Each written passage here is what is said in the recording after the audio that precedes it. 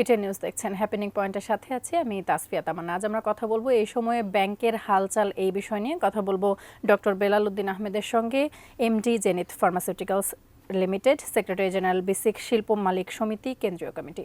আপনাকে স্বাগত আমাদের আয়োজনে। আপনাকে এবং এটিএন নিউজের সাথে সম্পৃক্ত যারা আছেন, যারা শুনছেন, সবাইকে ধন্যবাদ এবং অভিনন্দন। প্রথমেই আমরা যেহেতু নাম বলছি ব্যাংকিং হালচাল, একটু জানতে চাই সার্বিকভাবে আসলে এখন ব্যাংকের অবস্থাটা কি? ধন্যবাদ আপনাকে। আসলে ব্যাংকের অবস্থা বলতে গেলে আমরা সবাই বিভিন্ন মিডিয়ার মাধ্যমে যেটুকু আমরা জানতে পারছি, এর বাইরেও অনেক কিছু চলছে। যে সমস্যাগুলো, কিছু কিছু ব্যাংকের অবস্থা দীর্ঘদিন থেকে আমরা এই পট পরিবর্তনের আগের থেকে আমরা শুনে আসছি, কিছু ব্যাংকের খারাপ অবস্থা এবং এই ব্যাংকগুলোকে 3টা ভাগে বিভক্ত করেছিল। পাশাপাশি এখন যেটুকু হয়েছে যে মূলত ব্যাংকের অবস্থা কয়েকটা ব্যাংক ছাড়া সবগুলো ব্যাংকের অবস্থাই কিন্তু খারাপ পর্যায়ে। সেই খারাপ পর্যায়ে হওয়ার পেছনে কারণ হলো যে আমাদের ব্যাংক থেকে বিভিন্নভাবে বিভিন্ন অসাধু ব্যবসায়ীদের নাম দিয়ে যে টাকা পাচার হয়েছে, সেই টাকা ব্যাংকে ফিরে আসেনি। ওই টাকা যখন ব্যাংকে ফিরে আসে নাই, তাহলে ব্যাংকগুলো কিন্তু তাদের সার্ভিসটা প্রোভাইড করতে পারছে না। পাশাপাশি আমানতকারী যারা আছে, যারা ব্যাংকে টাকা আমানত রেখেছে, সময় মতো তাদের আমানতের টাকা ফেরত পাচ্ছে না। পাশাপাশি যারা ঋণ গ্রহণ করেছে, যারা মানে সৎ ব্যবসায়ী, যে হাজার হাজার লক্ষ লক্ষ ক্লায়েন্ট আছে যারা ভালো বিজনেস করছে এবং লেনদেন করছে, কিন্তু তাদের চাহিদা মতো ব্যাংক থেকে ঋণ পাচ্ছে না। এদিক থেকে এখন এই ঋণ না পাওয়ার প্রেক্ষিতে যেটা হচ্ছে, ব্যবসায়ীদের বিজনেস খারাপ যাচ্ছে, তারা অর্থ যোগান দিতে পারছে না।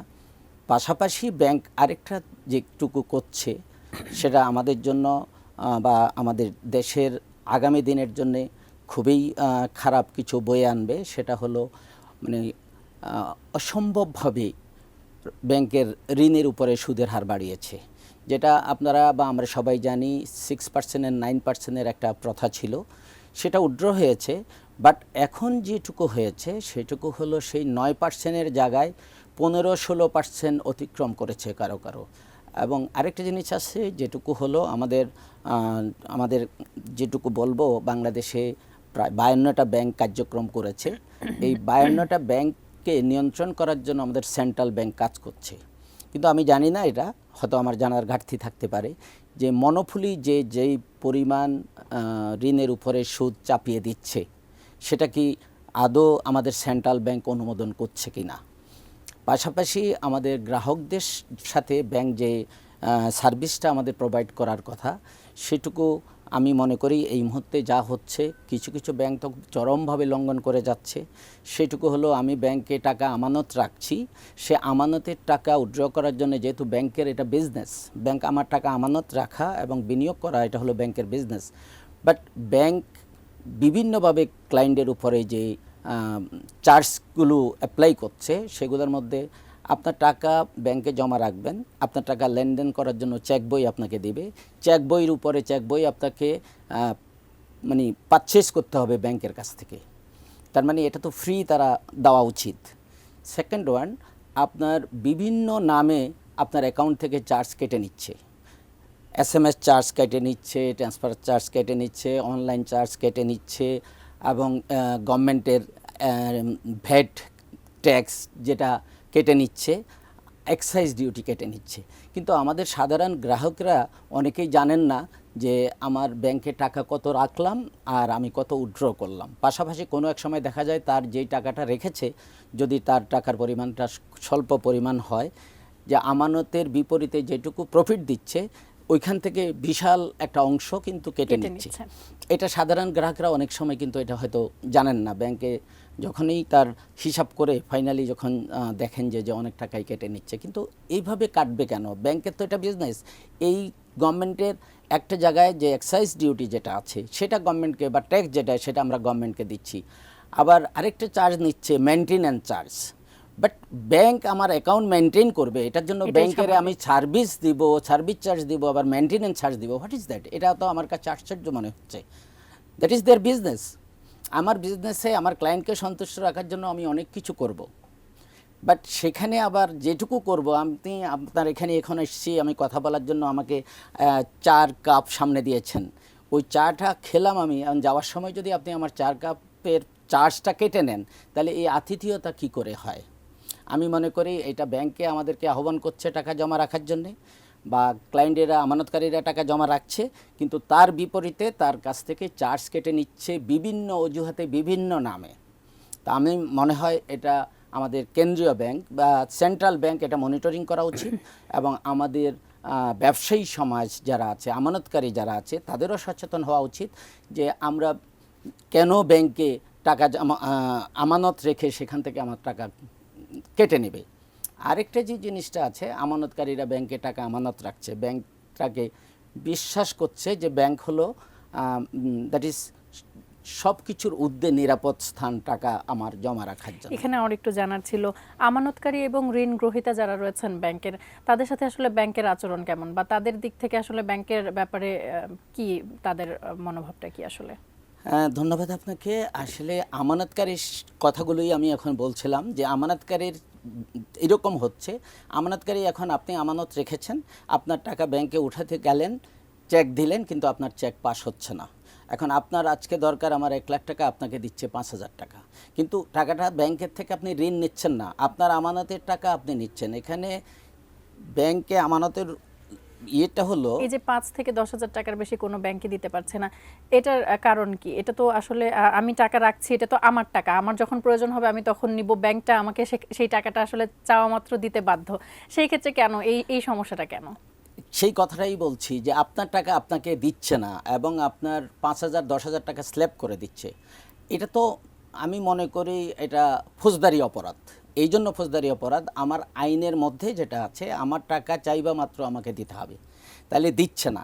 প্রেক্ষাপট যেটা হলো, যে ব্যাংকগুলো, আপনি একটা কথা বলেছেন সব ব্যাংক না, সব ব্যাংক না, কিছু ব্যাংক আছে তারা নর্মাল ব্যাংকিং করছেন, কিছু ব্যাংক আছে যেই ব্যাংকগুলোর থেকে অর্থ লোপাট হয়েছে, যে ব্যাংকের কর্মকর্তা এবং কর্তা ব্যক্তিদের যোগসাজশে এবং ব্যাংকের মালিক পক্ষের যোগসাজশে যারা টাকাগুলো ব্যাংকের থেকে সরিয়ে নিয়েছে, এবং যেটা আমাদের বর্তমান ভাষায় যে লোপাট হয়েছে, পাচার হয়েছে, যেই ভাষায় আমরা বলি, কিন্তু ওই ব্যাংকে তো টাকা নেই। এখন আমি আমানত রেখেছি, আমার আমানতের টাকা কিন্তু ব্যাংকে নেই, ব্যাংক এখন দিবে কোত্থেকে? এবং খুব দুরবস্থায় পড়েছে, বা আমি মনে করি কঠিন সময় পার করছে ওই সমস্ত ব্যাংকে যারা চাকরি করছেন, যারা ব্যাংকের বিভিন্ন ব্রাঞ্চে যারা চাকরি করছেন, তারা বিপদগ্রস্ত হচ্ছেন এইভাবে যে আমানতকারীদের যখন টাকা পাচ্ছে না, তারা ডেফিনেটলি তাদের মেন্টালি তারা চাপারার হচ্ছে, তাদের সেন্টিমেন্ট আসতেই পারে। তখন কিন্তু ব্যাংকে যারা সার্ভিস দেওয়ার জন্য যারা বসছে, তারা ক্লায়েন্টের বা আমানতকারীর কড়া কথা শুনতে হচ্ছে, বা যে কথাগুলো কমেন্টগুলো শুনতে হচ্ছে। বাট এটার জন্য তো যারা চাকরি করছে তারা দায়ী ছিল না, ছিল ঊর্ধ্বতন কর্তৃপক্ষ। সেই ঊর্ধ্বতন কর্তৃপক্ষের কোনো বিচারের ব্যবস্থা কেন হয়নি? এই বিষয়টি নিয়ে এত আলোচনা হয়েছে, 5 আগস্টের পর থেকে বিশেষ করে বেশি আলোচনা হয়েছে, এখন পর্যন্ত কেন তাদেরকে বিচারের আওতায় আনা যায়নি? সেটাই কথা, যে কথাটা বলছি, এখন পর্যন্ত তাদেরকে বিচারে আনা হয় নাই। এবং এমন কিছু আছে যে কঠিন সময়ের মধ্যে কোনো ব্যাংকের কর্তা ব্যক্তিরা কিন্তু মিডিয়ার সামনে এসে বড় বড় কথা বলেছেন যে আমার ব্যাংকে, এবং তারা এখন পর্যন্ত ব্যাংকে আছেন, ওনাদের দায়িত্ব পালন করছেন, কিন্তু তারাই তো জড়িত ছিল এই অর্থ পাচারের সময়ে, এবং অর্থ পাচারের সমস্ত কর্মকাণ্ডগুলো তাদের হাত দিয়ে হয়েছে, কিন্তু তারা এখন পর্যন্ত কিভাবে বহাল তবিয়তে থাকেন, বা কর্তৃপক্ষ কি তাদের এই কর্মকাণ্ড সম্পর্কে কোনো ইন্সপেকশন বা ইনভেস্টিগেশন করে সঠিক তথ্যটা কি প্রচার করে জনসাধারণের কাছে কি তুলে ধরতে পারছেন না? এবং আমার মনে হয় পারা উচিত এবং করা উচিত। এবং যেই কর্তা ব্যক্তিরাই উচ্চপদস্থ কর্তা ব্যক্তি যারা ব্যাংকে জড়িত আছেন এই লোপাটের সাথে, তাদের এমন শাস্তি দেওয়া উচিত ইন ফিউচার কোনো ব্যাংক সেক্টরে এই ধরনের যেন কর্মকাণ্ড করার সাহস আর না পায়। আমার মনে হয় এটা হওয়া উচিত। এই বিষয়গুলো নিয়ে আরও কথা বলবো একটা ছোট্ট বিরতি থেকে ফিরে। হ্যাপেনিং পয়েন্টের সময় হলো একটি বিরতি নিয়ে, আর আমাদের সাথেই থাকুন।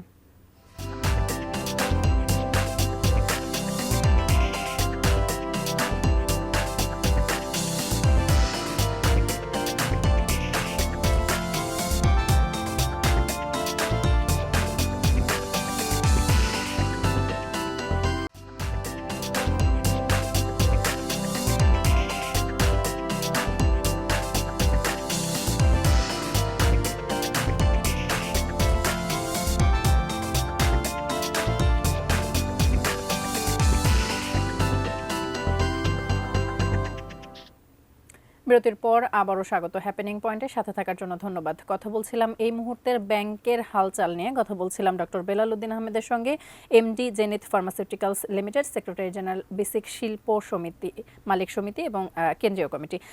আমরা কথা বলছিলাম ব্যাংকিং খাত নিয়ে। একটু জানতে চাই যে আপনিও একজন গ্রাহক, ব্যাংকের গ্রাহক হিসেবে ব্যাংকের প্রতি আপনার সন্তুষ্টি কতটা এসেছে, এবং সেই সাথে জানতে চাই 5 আগস্টের পট পরিবর্তনের আগে ব্যাংকের প্রতি মানুষের যে অনাস্থা তৈরি হয়েছিল বা পরবর্তীতেও সেটি রয়েছিল, এই মুহূর্তে সেই অনাস্থা কি ব্যাংক কাটিয়ে উঠতে পেরেছে কিনা? ধন্যবাদ আপনাকে।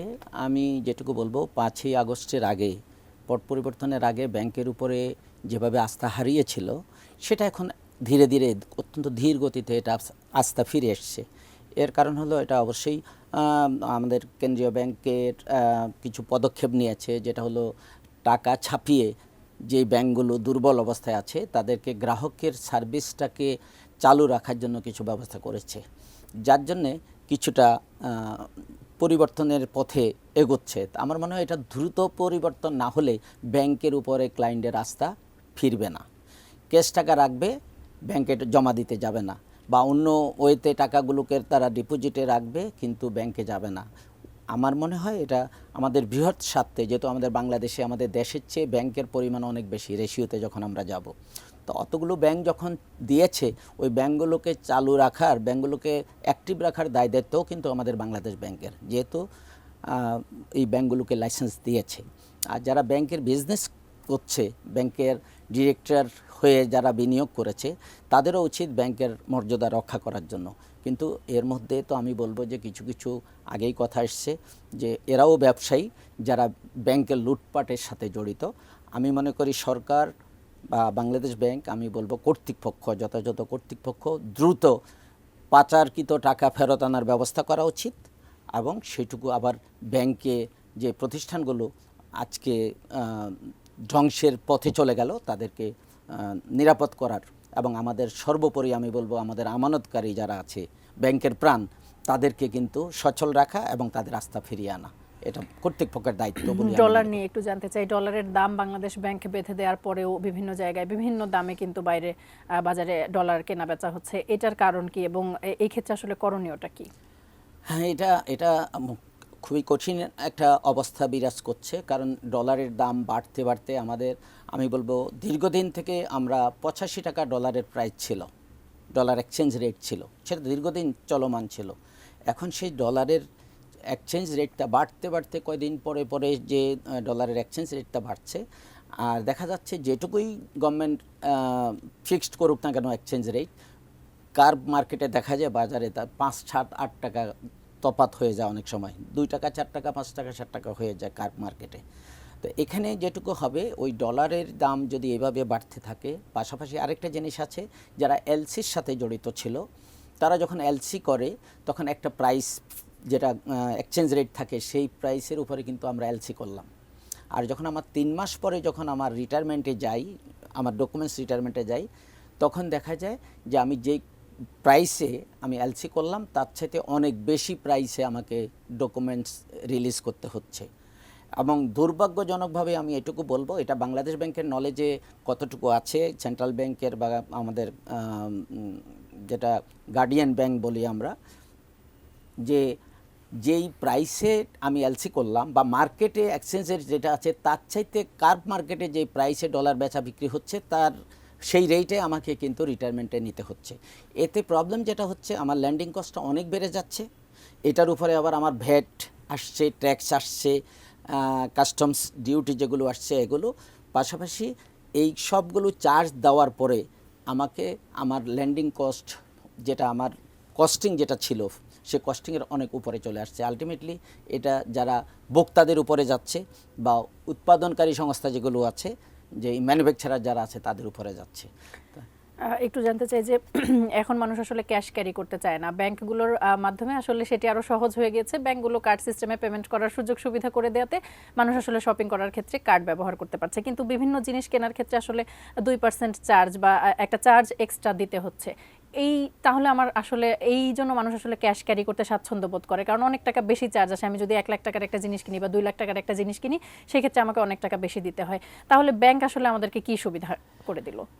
ব্যাংক আসলে এখন পেপারলেস ব্যাংকিংটা ওয়ার্ল্ড ওয়াইড কিন্তু চালু হয়েছে, বাংলাদেশেও সেটুকু হয়েছে। আমি মনে করি বিভিন্ন জায়গায় বুথ, যেটা আইটিএন বুথ করেছে, তো সেখানেই যখনই আপনি এখানে যে কার্ডের যে প্রবলেমগুলো যেটা পড়ছে, আপনি শুধু চার্জের কথাটাই বলেছেন যে 2% 1%, কিন্তু আরেকটা বড় প্রবলেম যেটা হচ্ছে, আপনি যখন ভূতে কার্ড পুশ করলেন তখন বুথ আপনি থেকে টাকা টাকা পাচ্ছেন না, পাচ্ছি না। আপনি টাকা পাচ্ছেন না, টাকা নাই, বা আপনার 10,000 টাকা যখন আপনি চাইলেন এখন টাকা আপনাকে দিচ্ছে না, আপনাকে রিজেক্ট করছে। পাশাপাশি আউট অফ অর্ডার আপনার এবং লিমিট দেয়া থাকে যে 10,000-এর বেশি টাকা নেওয়া তোলা যাবে না। তো তাহলে তো সে একই অবস্থা হলো, আমার কার্ড ক্যারি করি, আমার পারপাস সার্ভ হচ্ছে না। আমি একটা শপিং মার্কেটে শপিং মহলে গেলাম, সেখানে যাই আমার ভূত আছে, আমি ভূত ফুস করে আমি ক্যাশ নিব, আমি ক্যাশ নিয়ে বের হলাম না, ওখানে যাই দেখছি আমার কাজ রিজেক্ট হচ্ছে, তখন আপনি ফিরে আসছেন। নিশ্চয় এতে কার্ড হোল্ডার যারা আছে এবং ব্যবহারকারী যারা আছে তারা আস্থা হারাচ্ছে। আমার মনে হয় কর্তৃপক্ষ এদিকে এবং দৃষ্টি এই দেওয়া উচিত। ভোগান্তিটা কেন নেবে গ্রাহক, এই ভোগান্তিতে কেন পড়বে? সেই কথা আমারও, এবং আমি তো একজন গ্রাহক, আমিও একজন কার্ড ব্যবহারকারী। আমি মনে করি এটা কর্তৃপক্ষ দৃষ্টি দেওয়া উচিত, কোনোভাবেই কখনো যেন কার্ড পুশ করার পরে রিজেক্ট না হয়, কোনো ইম্পর্টেন্ট কোনো ইস্যু ছাড়া সহজে যেন টাকা উঠানো যায়, এবং তার যেই পরিমাণ টাকা উঠানো প্রয়োজন, তার যদি ডিপোজিট থাকে, তার লিমিটের মধ্যে থাকে, সে যেন সেই পরিমাণ টাকাটা পায়। আর চার্জের ব্যাপারে যেটা, সেটাও বিবেচনা করা উচিত কর্তৃপক্ষ, যে আমার গ্রাহকদেরকে কী সুবিধা আমি দিচ্ছি।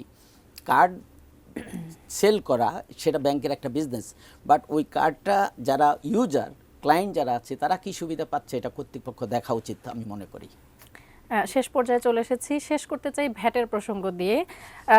প্রতিদিনের খবরের শিরোনাম যখন দাম কমানো, ঠিক তখন মরার উপরে খাড়ার ঘায়ের মতন শতাধিক পণ্যের উপরে আবার ভ্যাট বসেছে। এই বিষয়টি নিয়ে সার্বিকভাবে কি বলতে চান? এখন ভ্যাট, এটা দ্যাট ইজ খুবই ইম্পর্ট্যান্ট একটা ইস্যু। আমাদের মনে হয় বাংলাদেশের ভ্যাট নিয়ে যে বিড়ম্বনায় পড়ে নাই এরকম বোধহয় খুব কম আছে। আমরা সবাই ভ্যাট দিচ্ছি, কিন্তু বিভিন্ন সেক্টরে ক্যাটাগরি দিচ্ছি। ভ্যাটটা হলো মূল্য সংযোজন কর, ভ্যালু অ্যাডেড ট্যাক্স।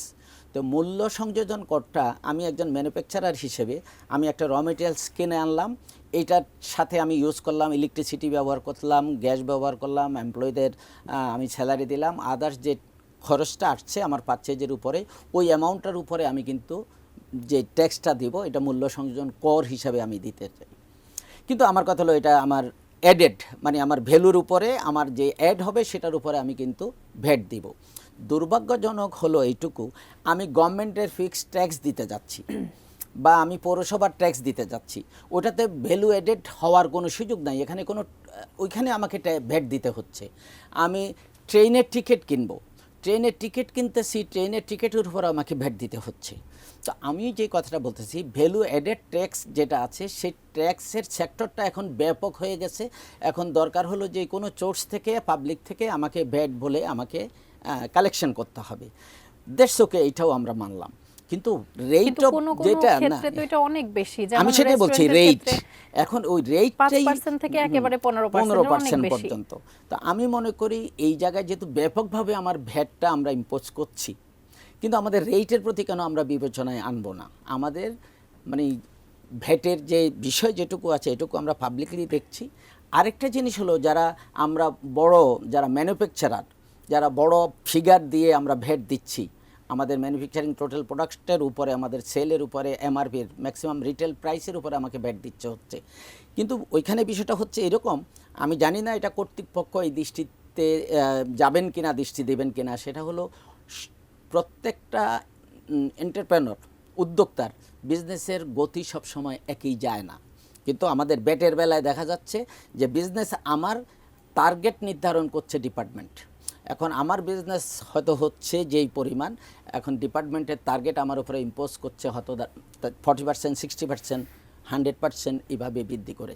কিন্তু এইটুকু একেবারেই ওনারা দৃষ্টি দিচ্ছেন না যে আদৌ আমি যেখানে টার্গেটটা নির্ধারণ করলাম, সেই টার্গেটটা আমার ওখান থেকে ফুলফিল করার জন্য আমার পক্ষ থেকে সাপোর্টকে দিচ্ছে কি না। তো এদিক থেকে আমি মনে করি ভ্যাট ট্যাক্স যেটুকু আছে, আমি নট অনলি ভ্যাট এবং ট্যাক্স যারা দেন রেগুলার, তাদের প্রতি আমার মনে হয় কর্তৃপক্ষ দৃষ্টি দেওয়া উচিত, যে ট্যাক্স আদায় করব, আমরা ভ্যাট আদায় করব, এবং উৎসাহ নষ্ট করব না, যারা দেয় তাদের নিরুৎসাহিত তাদেরকে করব না। এই ব্যাপারে আশাবাদ ব্যক্ত করছি। অসংখ্য ধন্যবাদ আপনাকে আজকে আমাদেরকে সময় দেওয়ার জন্য। আপনাকে এবং যারা শুনেছেন সবাইকে ধন্যবাদ, এবং সবার সুস্বাস্থ্য কামনা করে আমি বিদায় নিচ্ছি। সবাইকে আবারও ধন্যবাদ। দর্শক, আজকের পর্বে কথা বলছিলাম ব্যাংকিং খাতের বর্তমান হালচাল নিয়ে। আগামী কোনো পর্বে কথা হবে অন্য কোনো বিষয় নিয়ে। সে পর্যন্ত সঙ্গেই থাকুন, দেখতে থাকুন এটিএন নিউজ। ধন্যবাদ।